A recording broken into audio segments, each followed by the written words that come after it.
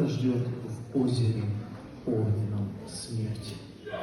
Догорает костер, искры радостным роем от страданий земных устремляются вверх. У того, кто был в тоне небесном настроен, кто любил Иисуса, простившего грех. Догорает костер, совершенно без дыма, от которого только слезятся глаза. Подчинилось горение цели единой, всем желающим истинный путь указать. Догорает костер.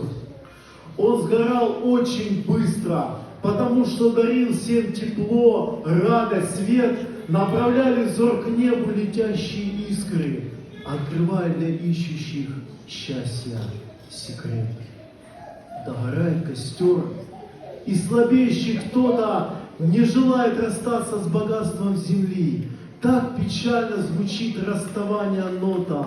Просит он, чтобы жизнь сохранить помогли.